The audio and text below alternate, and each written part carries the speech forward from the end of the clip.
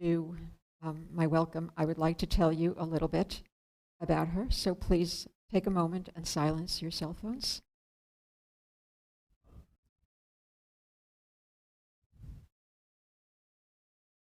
The Reverend Tania Márquez is a community minister and a hospital chaplain resident in San Diego. Her ministry is influenced by her immigrant and fronteriza experience. She graduated from Meadville Lombard Theological School and is currently completing her chaplaincy residency at Sharp Healthcare in San Diego. She is married and the proud mother of 2 teenage girls. Last week, I had reason to be in LA.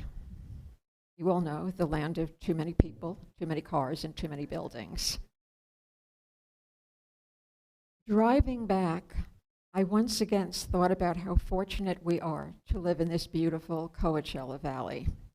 For this reason, and so many more, I want to acknowledge this land as settled and cared for by the Cahuilla Indians.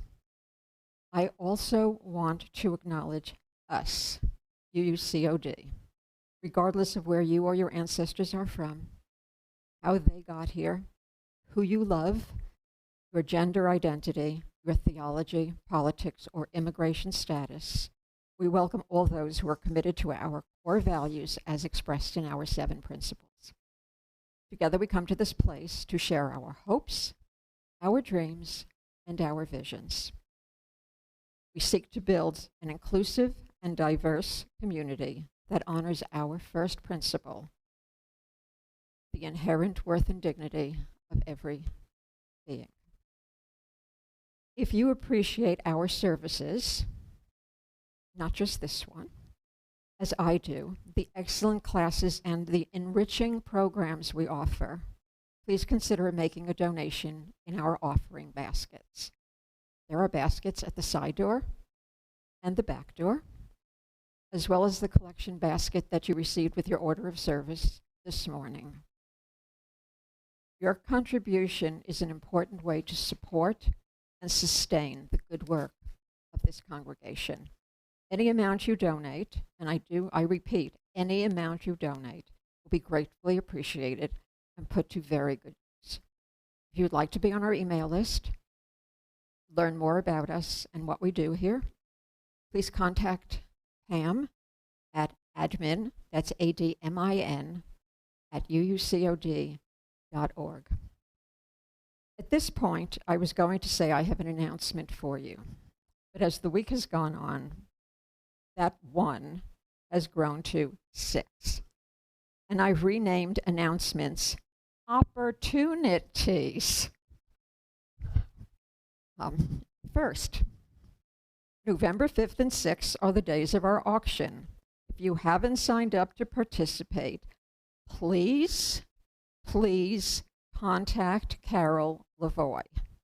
The auction items are fabulous, everything from art pieces to theater tickets to dinner in congregants' homes, including mine, food, some of which will even be delivered to you by UUCOD's friendlier version of DoorDash.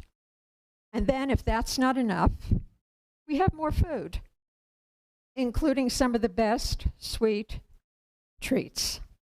Is Ruben here? There he is, Mr. Sweet Treat himself. Best of all, the auction is so much fun.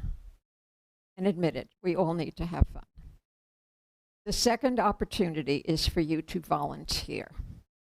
If you are handy, if you care about societal issues we face every day, we have a committee that would appreciate you stepping up.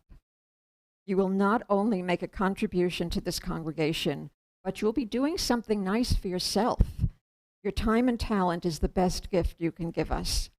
See the people in the AV booth? All volunteers. See the person here in the pulpit? Volunteer. And the list goes on. It is so satisfying. And trust me, you will meet the nicest people. The third is to join the Chalice Circle, which is the best way to get to know other congregants. Chalice circles meet once a month discuss well thought out topics, share what's going on with us on a very personal level, and we laugh. At least my circle laughs.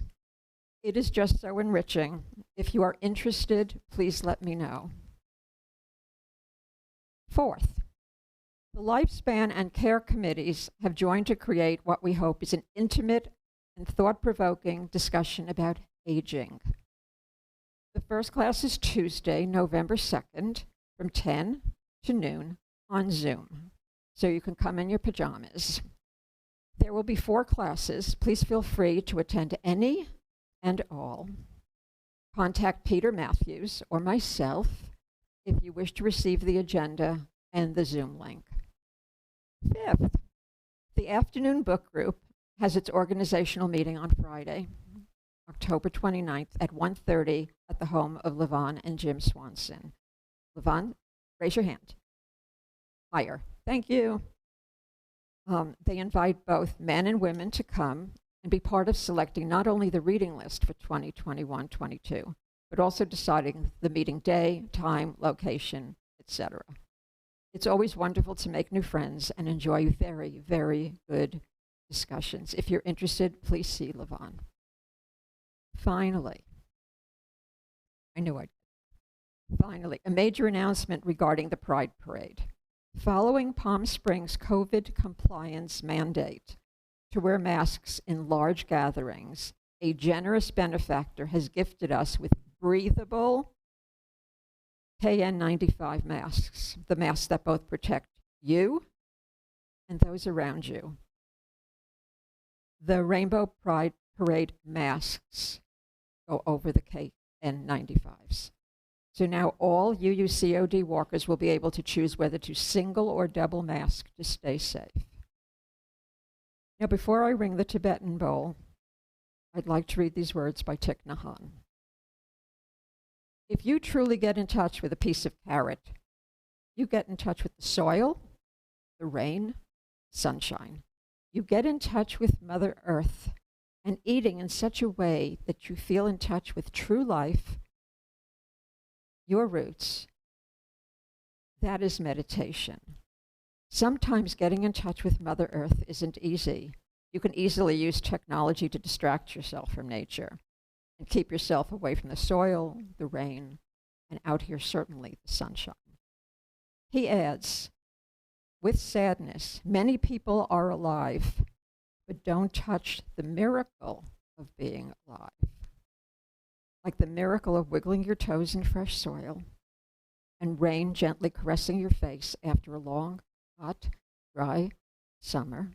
When you tap into Mother Earth's miracles, you can gain profound insight into life and energy. You can grow, you can expand, and you can flow through life. Before I ring the Tibetan bowl, our esteemed president of the board, Linda Savard.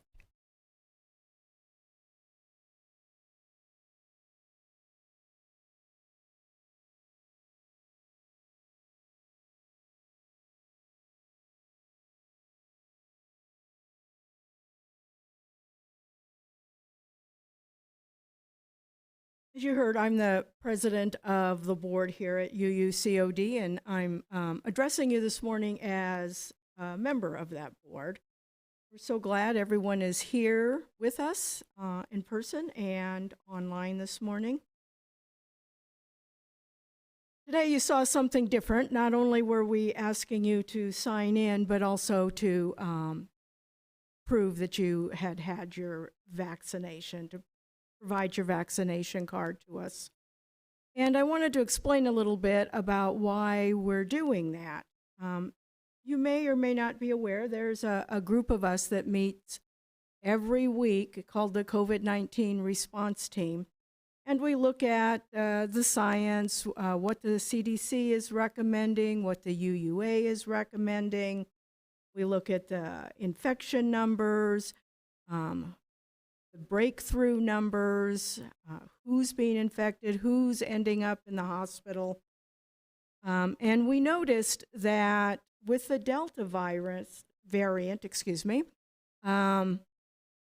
there's more and more breakthroughs, and it especially affects those of us 70 and 80 and above. And those members are also more likely to have breakthroughs and more likely to end up in the hospital, even more so than somebody in their 20s and 30s who is not vaccinated.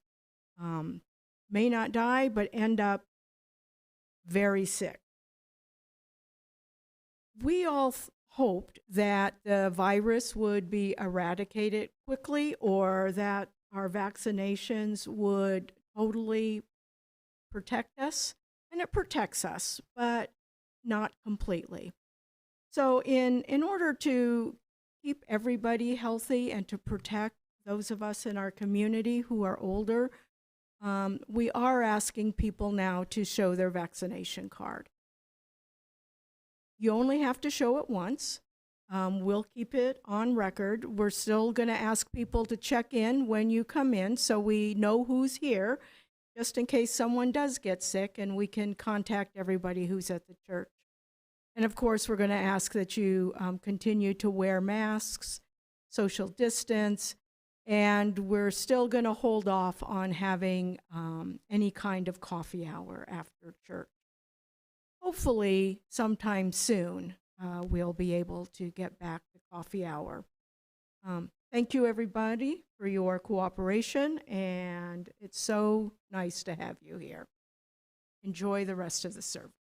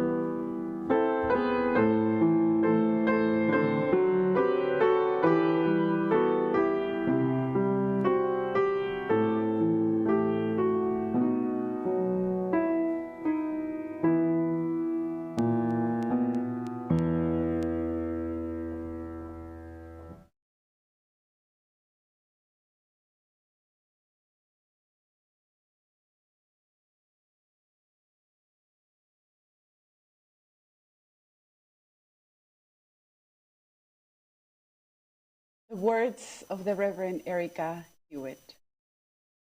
As we enter into worship, put away the pressures of the world that ask us to perform, to take up masks, to put on brave fronts.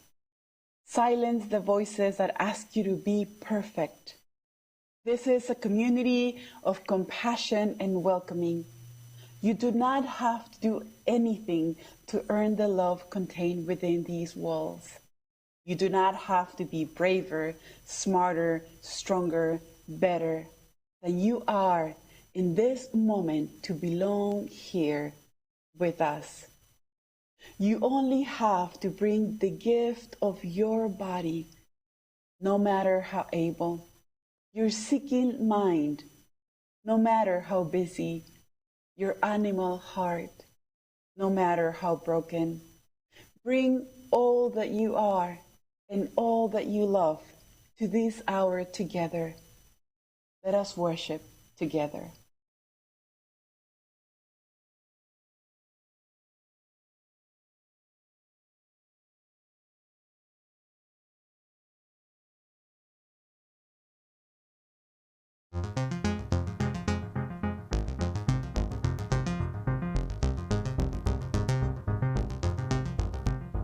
Gathered here in the mystery of the hour, gathered here in one strong body, gathered here in the struggle and the power, Spirit draw near. Gathered here in the mystery of the hour, gathered here in one strong body, gathered here in the struggle and the power, Spirit draw near.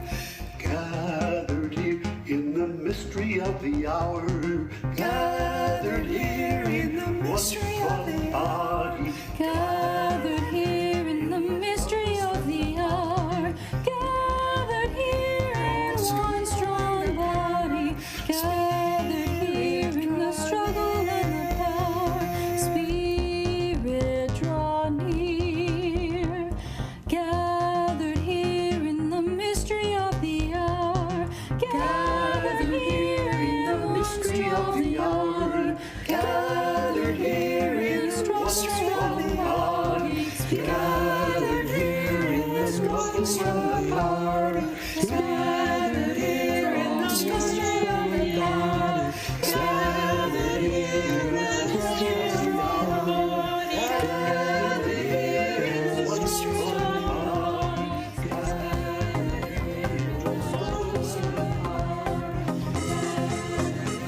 the hour, gathered here in the mystery of the gathered here in the mystery of the hour. Gathered here in the mystery of the hour. Gathered here in the struggle and the power. Gathered here in the struggle and the power. Gathered here in the struggle and the power. Gathered here in the mystery of the hour, gathered here in one strong body, gathered here in the struggle and the power, Spirit draw near. Gathered here in the mystery of the hour, gathered here in one strong body, gathered here in the struggle and the power, Spirit draw near. Spirit draw near. Spirit draw near.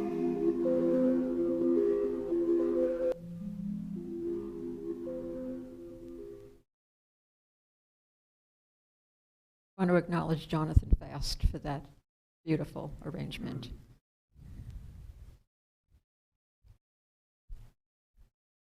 And now we have our chalice lighting, unison aspiration, followed by the BIPOC candle lighting by Dan Spencer and Joaquin Galliano. May love be the spirit of this church. May the quest for truth be its sacrament and service be its prayer. To dwell together in peace, to seek knowledge in freedom, and to help one another in fellowship. This is our aspiration.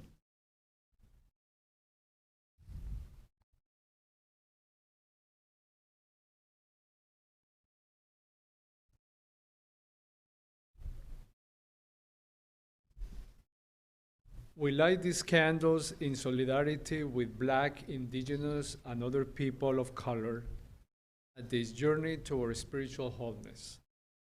May we, as a beloved community, work to dismantle racism and all forms of oppression. May we live our principles so that justice, dignity, and equity for all prevail. Gracias.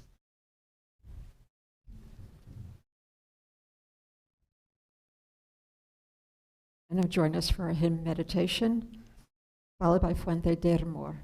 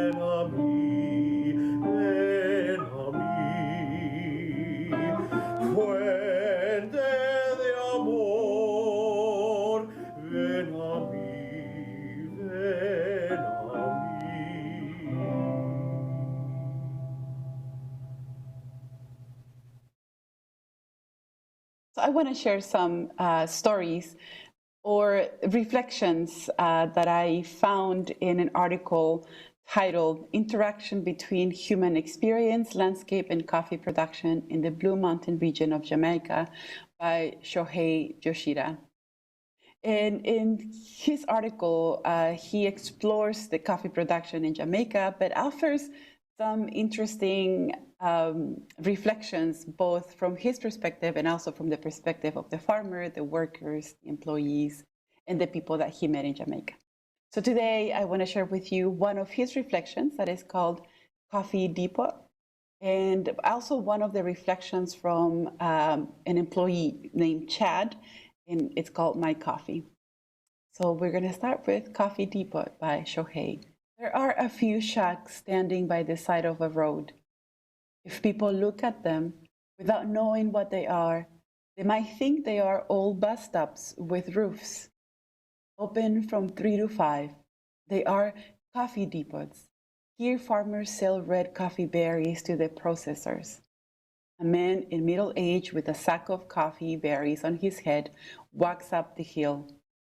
There is a lady in a shack who looks at his eyes and smiles. and he looks at her eyes and smiles. They are talking to each other.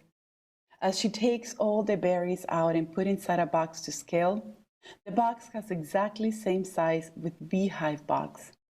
She counts how many boxes of cherries he sold, and she brings all the berries back into the sack and put the paper with a number of box weight on it. She brings the sack into the back corner of the room, but she's still looking at his eyes and smiling. He is looking at her eyes too and talking. In this entire process, was anybody looking at the coffee berries? Nobody except me. They are not in love, because that is what everybody does here, unless they are all in love. The price is the same no matter what the berries are. They scale, hug, and they go home. So this place is a community space. Is there anything more important than this? It is open from 3 to 5 p.m. My coffee, Chad, employee. I know I am drinking the best coffee. That is the coffee I drink every day. We have so-so coffee in our shelf. It is instant coffee from Colombia. It makes Paul mad when I serve the coffee to our guests. He says that is not our best coffee. I totally agree, because our coffee is the best coffee in the world. Is it the best coffee? I'm not the one to answer, but can I tell you how I judge good coffee? If it feels good, if it is warm and nice, that is good coffee. I think Paul has a different way to tell good coffee from bad coffee. And I think when I drink instant coffee, I feel good and nice. So can I call the coffee good coffee? So can I say the instant coffee is good coffee? If it's warm, it makes you feel good? If I say that to Paul, he will get mad at me. He would ask, then Blue Mountain and the instant coffee are the same things to you? So I think, what should I tell him? Maybe I can say, when I drink the best coffee, I feel warmer than the instant. Because if it is the coffee I made, it feels warmer. Maybe Paul won't get mad at this kind of answer.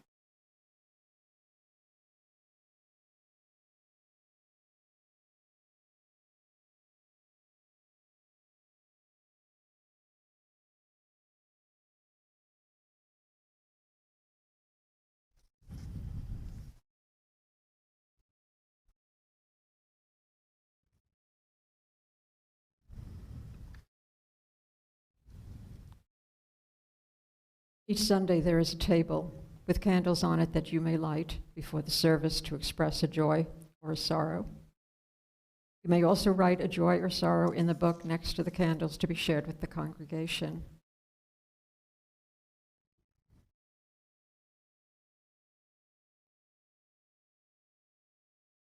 It begins today with we want to report the passing of a partner and friend of UUCOD, Mel Warner, on October 16th, 2021.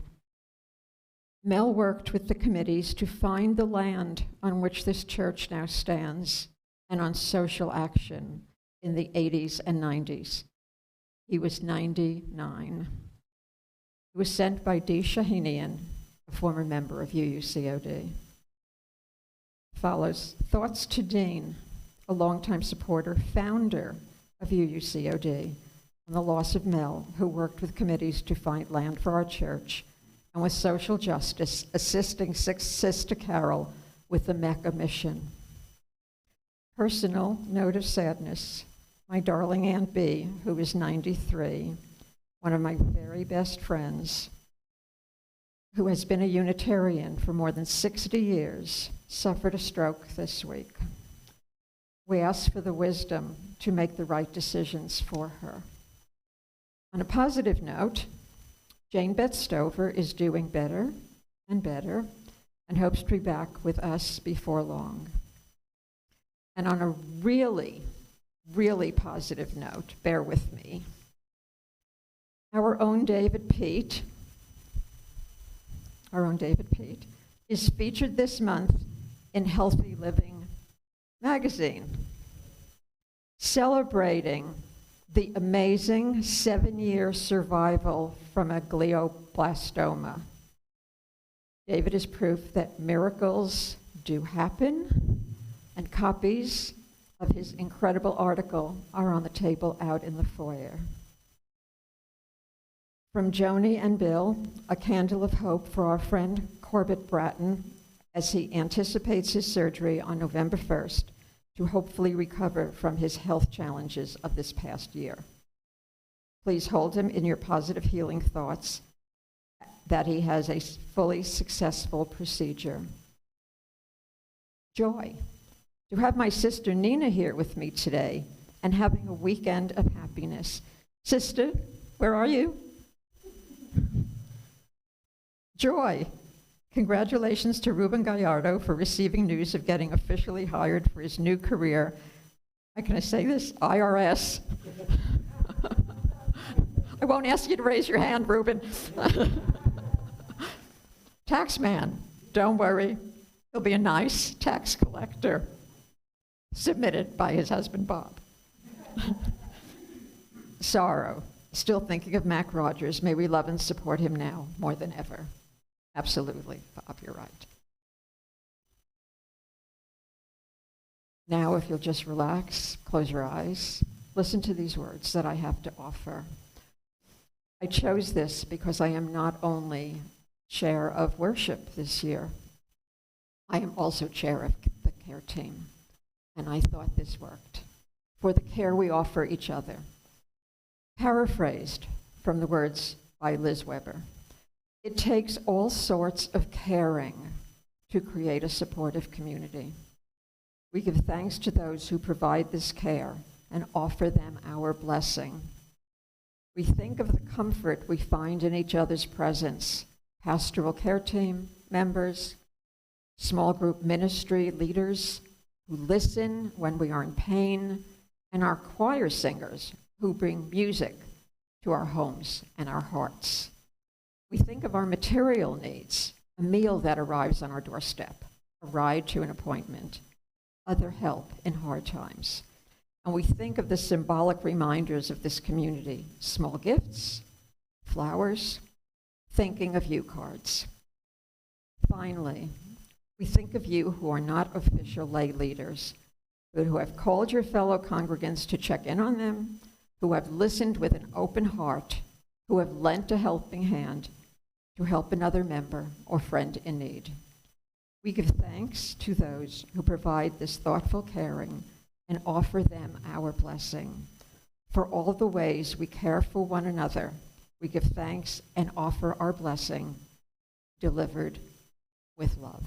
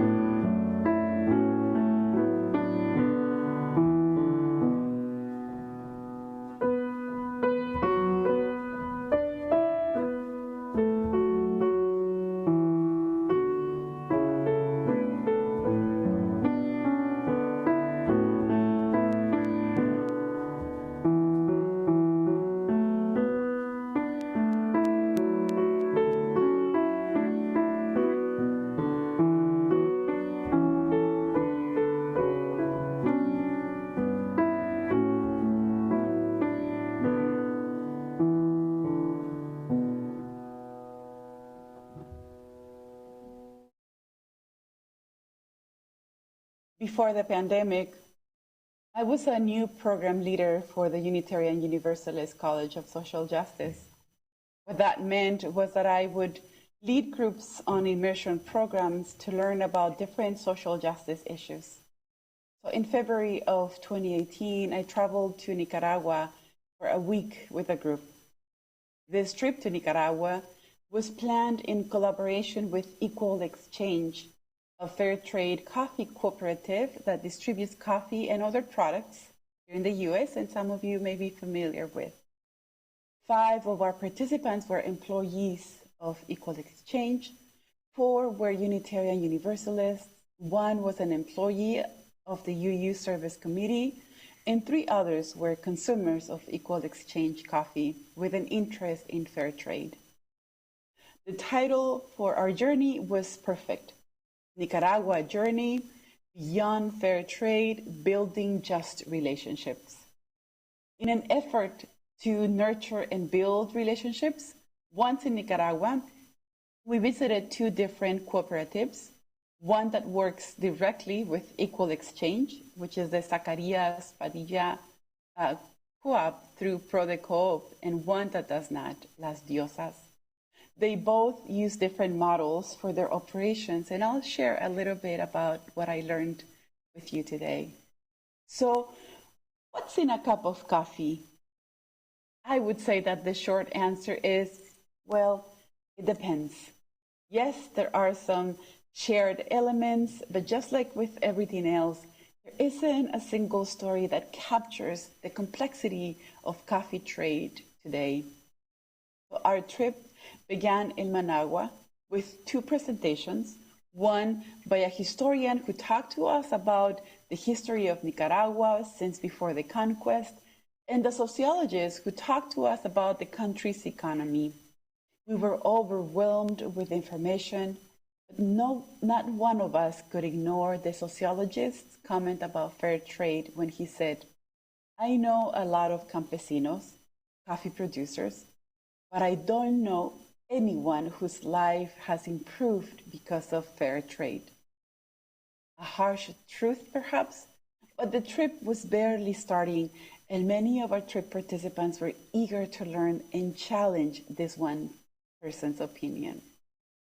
We spent 2 days in the community of Quibuto, located at about 3,200 feet above sea level, with members of the Zacarías Padilla cooperative.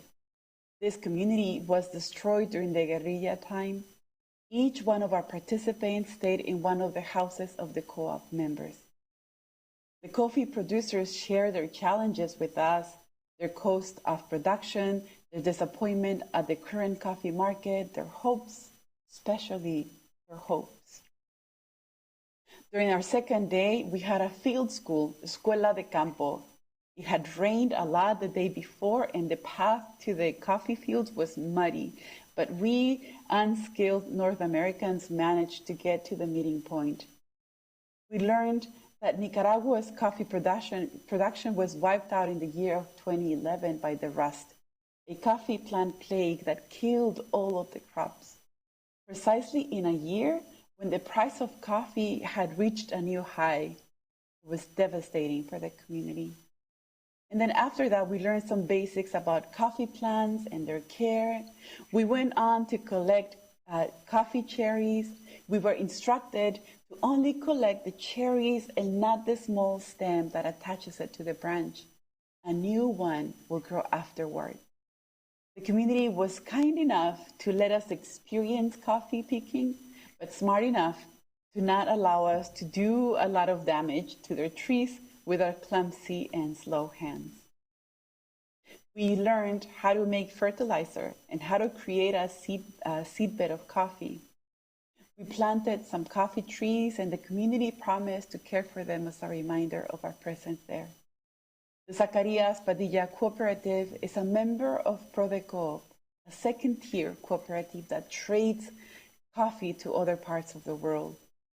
And near the end of our trip, we visited ProDeCoop's drying mill, where we learned about the final processes before the coffee beans are exported or sold. I invite you to do something with me. I invite you to close your eyes and imagine that you have in your hands a roasted coffee bean. Maybe a brand you usually buy or that you know of. In your imagination, take it, look at it, feel it, smell it. What do you see? Can you imagine the journey of that little bean to your hand? Can you imagine and see the hands that collected the specific cherry from the tree, the hands that placed it in the depulping machine, the hands that washed it and dried it partially, the long way to the collection center, its place in a dry mill, the days it took to dry, the people behind the roasting machine, and the hands that sealed it. And now it's on your hands. And maybe you want to do this in your home with not only coffee, but maybe with other products that you may have at home. But behind a coffee bean, my friends, are the stories and the lives of families who depend on the commercialization of this product, the conviction of employees who believe in the work of cooperatives, the decisions of well-intentioned regulators who believe that fair trade is better than the alternative. There are no real winners in a coffee bean, but it's still a gift, handled with care by dozens of hands, including the hands of those who give it to you, the faces of proud coffee producers who have a deep relationship to the earth, the complex relationship between producers, second-tier cooperatives, and distributors when fair trade is no longer perceived as fair, the relationships between the producers and consumers, their invitation to support them with our conscientious purchasing choices.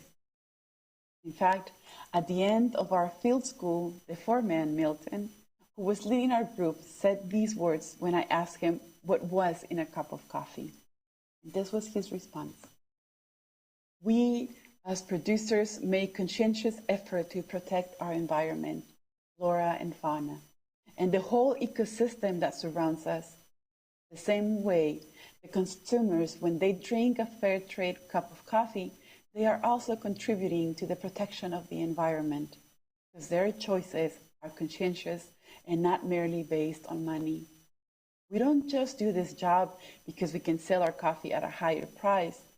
We do it because we have been recovering our land little by little, and we don't want to destroy it. So it is the same with this chain, this big chain linking producer to consumer. We are working together. When the consumers drink a cup of coffee, they are planting a tree here with us. We, Unitarian Universalists, often talk about the interdependent web of life. But as beautiful as understanding how connected we are to each other sounds, this interdependence is not always apparent or easily seen. When someone says to you or to us, "This is good coffee, where did you get it?" The answer is usually the brand or the coffee and the name of the store where you bought it. That's an easy connection that we see, but the longer journey of that coffee to its origins is hardly acknowledged or thought of. During this trip, as I learned more about coffee trade and coffee lingo, our interdependent web became visible to me. I could see the chain, as Milton called it, the long chain connecting the producers up in some tropical mountains with a cup of coffee on someone's table. Fair trade is better than conventional trade because it ensures a higher pay for the producers, and they know that. But the supply of fair trade organic coffee is far greater than the demand. Producers want to sell their coffee at a higher price, but even then, they are still at the bottom of the chain, receiving lower profits and bearing the costs of productions and loss when loss occurs. Little by little, we learned about the different stages of coffee production. Many of the elements are the same for all the producers, with changes in geography, organization, and the individual lives of people involved in the process. But there are elements that are different within each connecting chain. There are variations in the links that make up that chain.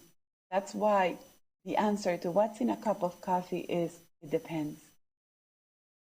The homestays and the visit to the dry mill happened during the second part of our trip. The end of the first trip happened in Estelí, a city north of Managua and home to an all-women cooperative called Fundación Entre Mujeres, Foundation Between Women, FEM, FEM for short by its Spanish acronym. What's in a cup of coffee from Fundación Entre Mujeres is different from that of Prodecoop. The name of their central of co-ops is Las Diosas, the goddesses. In their presentation about their co-op, there were keywords that caught my attention, like colonizing, agroecological feminism, spaces for young men, etc. When I had the chance, I asked why they had chosen the name Las Diosas. And Juana, the leader of the co-op, said, "We are aware of the damage that the image of a male god has done throughout history, and how it's been used to justify abuses toward women in particular. We wanted to challenge the notion by referring to God as female. We know the name can be controversial, but it felt like an empowering move for us. This is an organization for women by women.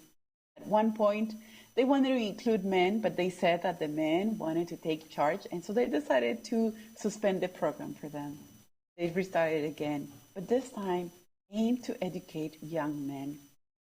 For the members of this cooperative, the word campesina, which doesn't really translate to peasant, it's a way to proudly describe their identity as women who work the land and who understand themselves in relationship to the environment.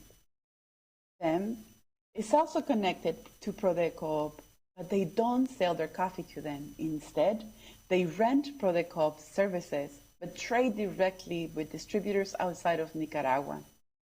With the money they earn, they provide scholarships to the members of the cooperative, help them obtain their land titles, offer educational workshops, and so much more. Behind their coffee is the hard labor of empowered women who have learned to find safe spaces to support each other, the educational opportunities for younger women who are able to go to the university and get a degree, the distribution of land to those in need, access to health screenings through a health mobile unit, and a commitment to an ideological model that centers life in all of its forms and that tries to break away from the market economy model. There were significant differences between the two cooperatives we visited. The Zacarias Padilla Co-op relies on an economic model that attempts to create a better balance than that of the general market by agreeing to pay producers a higher cost for their coffee. A model that oftentimes falls short, but that in some ways acknowledges the great inequity between producer and distributor. The Central of COP's Las Diosas has created a new prophetic model to work within response to a capitalist model that places at the center the market economy, driven by fluctuations in the market, by principles of supplies and demand. Instead, their model of agroecological feminism places the care for life and the shared reproduction at the center. It seeks progress and the betterment of the livelihoods of women while being in direct relationship with the environment. It seeks to find alternative ways of cooperation among people while respecting other forms of life. They have learned that selling their coffee directly gives them a better chance of profit than going through a middle person or a middle cooperative. I don't know what's in the cup of coffee you drink. And perhaps the stories behind your cup of coffee will never be revealed to you. And that's okay. Maybe you can still honor the stories of the people and the work behind it. Maybe you can still bless its journey to your table, no matter how bumpy or imperfect. Maybe you can do this with all the things you eat and buy. To remember that your act of buying has placed you at the end of a long chain of our interdependent web, and that there are stories behind each link as true and as real as yours. Our trip ended and we all went our separate ways. It was clear to many of us that the model of fair trade was far from perfect. It was clear to us that the building of just relationships lies beyond paying a higher price for our coffee, but in the acknowledgement, honoring, and respecting of the lives behind it. For some, it was painful to admit that the sociologist's opinion was more than just a personal opinion. Perhaps our task is then to look beyond so that we can see with more clarity the long, complex, and still beautiful ways in which we are connected to each other, to those we don't know and don't see, but whose labor is so tangibly connected to us. Perhaps we can find ways to see how extraordinary and special a cup of coffee really is, and that it was never just ordinary. Perhaps we can begin asking questions about how to make our consumption of products better for everyone in that long chain, and commit ourselves to listen attentively to the answers that will be given. May it be so.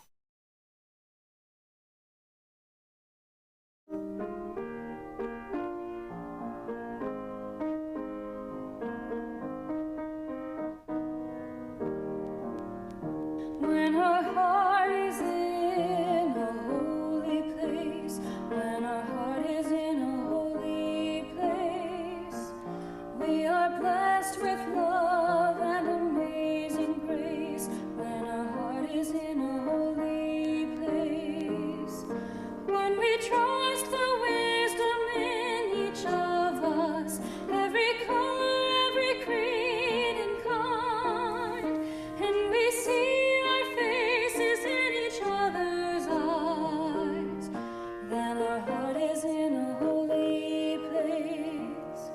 When our heart is in a holy place, when our heart is in a holy place, we are blessed with love and amazing grace. When our heart is in a holy place, when we tell our story from deep inside, and we listen with a loving mind, and we hear our voices in each other's words, then our heart is in a holy place. When our heart is in a holy place, when our heart is in a holy place, we are blessed with love and amazing grace. When our heart is in a holy place, when we share the silence of sacred space, and the God of our heart stirs within, and we feel the power of each other's faith, then our heart is in a holy place. When our heart is in a holy place, when our heart is in a holy place, we are blessed with love and amazing grace. When our heart is in a holy place, when our heart is in a holy place.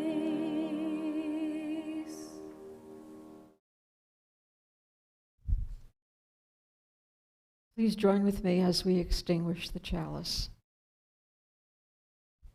We extinguish this flame, but not the light of truth, the warmth of community, or the fire of commitment. These we hold in our hearts until we are together again.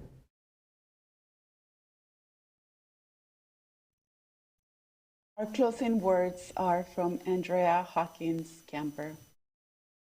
May we see all as it is, and may it all be as we see it. May we be the ones to make it as it should be. For if not us, who? If not now, when? This is answering the cry of justice with the work of peace. This is redeeming the pain of history with the grace of wisdom. This is the work we are called to do, and this is the call we answer now. To be the barrier and the bridge, to be the living embodiment of our principles, to be about the work of building the beloved community, to be a people of intention and a people of conscience. May it be so, and blessed be.